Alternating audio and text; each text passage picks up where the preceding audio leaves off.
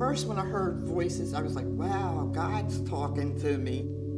Voices are coming out of the television. Voices were telling me that my parents were trying to hold me back, to get me into trouble, to kill me, actually. So I just got in my car and just drove into the wild blue yonder.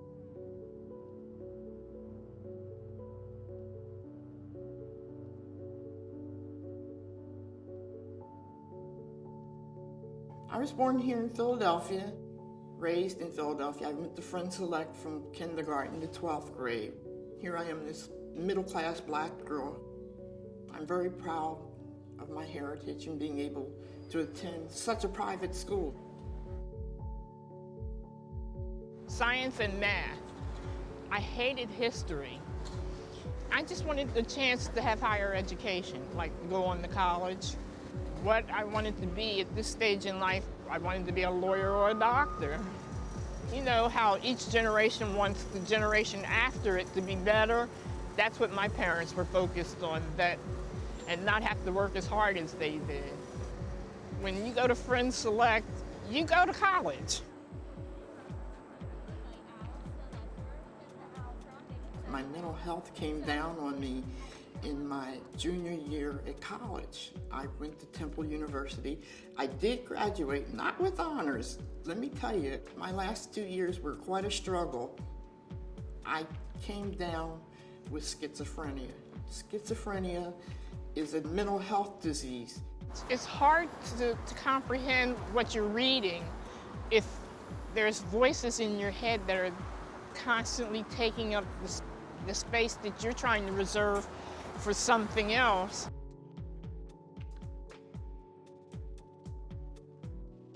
You graduated? Yes, I did. How'd that feel? I ran. I literally got in my car and ran right after graduation, and I forced myself to live in my car. Why is that? Because I was too scared to go home. The voices were telling me that, you know, my mom and pop were trying to hurt me, and I was beginning to believe them.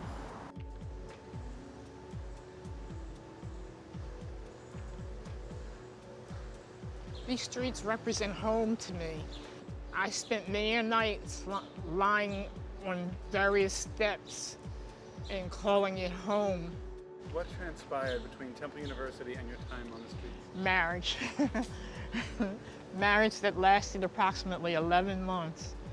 I was having symptoms and my husband couldn't deal with it, and I couldn't deal with it either, so I just left and slept in my car first. I had invited some other people that were homeless to sleep in my car, and they paid me with drugs. And I, like a dummy, took them and developed a habit. But then my car got towed away, and I went to a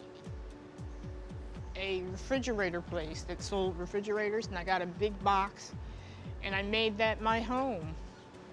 That was my life for about 4 years.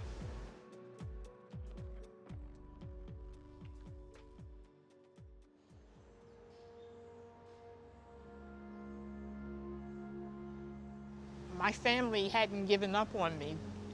My mom used to come and look for me, and when she found me, I'd have to move my box, my home, to someplace else so she wouldn't know where I was, because I was still being symptomatic about my parents trying to hurt me. The turning point was in my clarity. An outreach worker from Project Home got to me and asked me, what did you want to be doing 5 years from now? And I could not say I wanted to be in that box for another 5 years.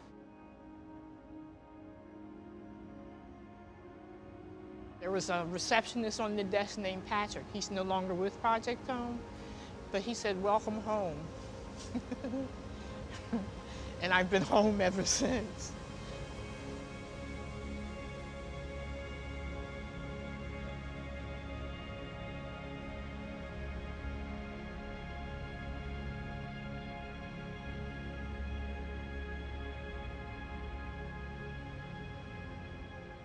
Project Home was just everything that I needed. First off, I had a roof over my head. That caused that, that was some stability there. You can't beat your mental health problems if you're not stable. Stability is number one.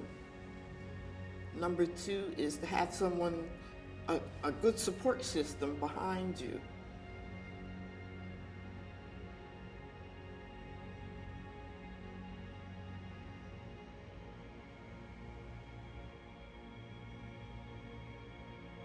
I'm fortunate enough to be employed by Project Home for like the last 16 years, I believe. And I'm in the outreach department. Now, who better to bring in homeless people than homeless people? There was one veteran guy. There's Richard. He's got a place, but he's always out here.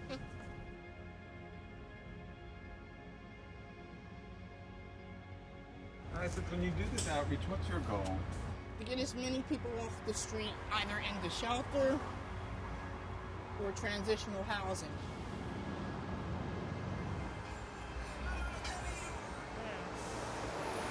The reason why a lot of people are homeless is because they have mental health diseases.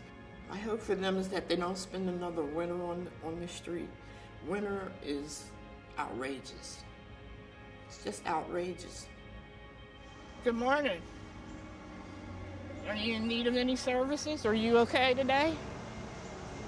Anything we can do for you? We're Project Home Outreach.